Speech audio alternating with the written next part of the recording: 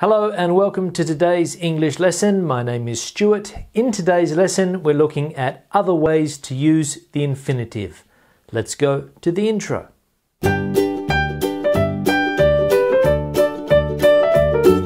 Now, as I said, today's lesson is looking at other ways to use the infinitive, and we have 1, 2, 3 ways that we can use it. One is as a connective link. The second one is after certain nouns, and the third one is after to, enough, and so as. Okay, so we'll have a look at the different ways that we can use the infinitive in these structures. Now, you're most likely familiar with the infinitive after a certain verb or verb patterns. So, for example, after the verbs like start, for example, start to go, start to rain. But here, these are a little bit different in the sense that we use the infinitive, but it's not that particular structure.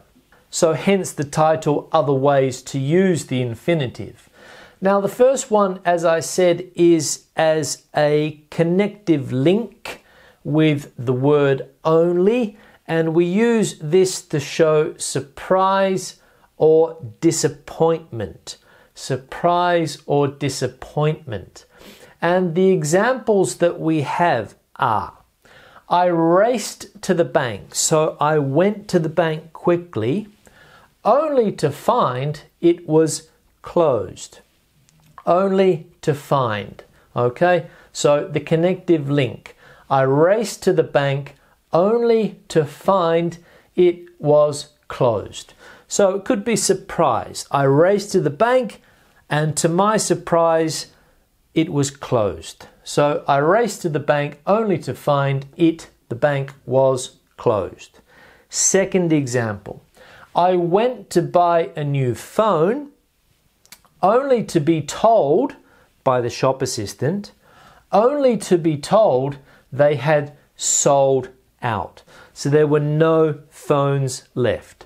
So I went to buy a new phone only to find that there were no phones left. They had sold out. So again, surprise, maybe disappointment. The third example. She returned to the party.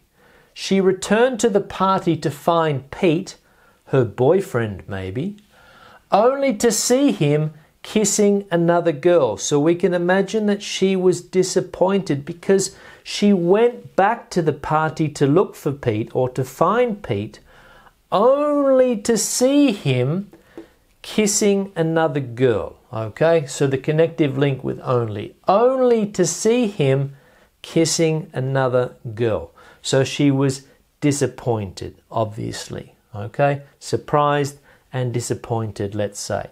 Now, the second one is after certain nouns. Now, some of the nouns in question are ability, demand, failure, offer, plan, etc. Okay? So there's different ones you can use. I suggest going to a reference book to have a look. Okay?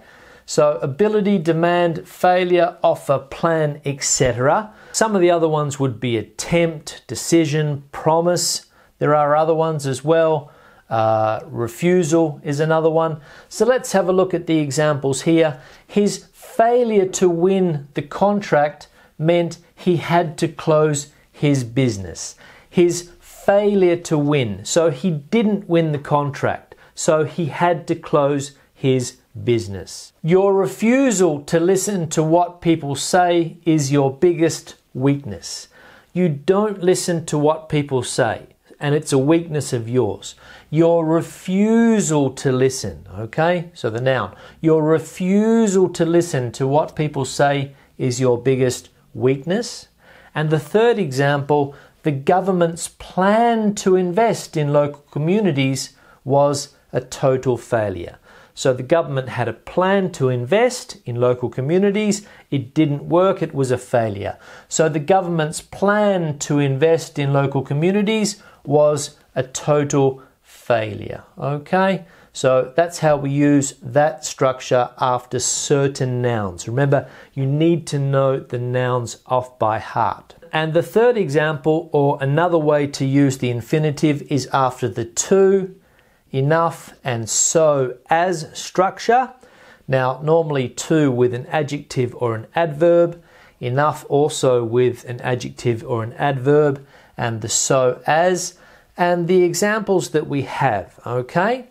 So, my son was too excited to sleep. Too excited to sleep. You know how children become very excited and they can't sleep. So he was too excited to sleep. It's too early to go to bed. It's only 7 p.m. so it's too early to go to bed. Okay, so we can't go to bed yet because it's too early to go to bed. So the infinitive's here. He's old enough to know better. Old enough to know better. Okay, he's old enough to know better, meaning that his age means that he should know how to act or react to something a little bit better. And the last example here, not all that common, but we can use it for requests. Would you be so kind as to open the door? Would you be so kind as to open the door, sir? Okay, so here, so kind as to open the door. Would you be so kind to open the door? Okay, so as I said, not common, but we can use it for requesting something or asking somebody to do something. So 1, 2, 3 other ways to use the infinitive in English. Now, thank you very much for watching the lesson. If you have any questions or comments, just leave them in the section below as you normally do. Remember to give the video a thumbs up if you liked it. Share the video please on social media. I'll see you in the next English video lesson. Have a good day. Bye.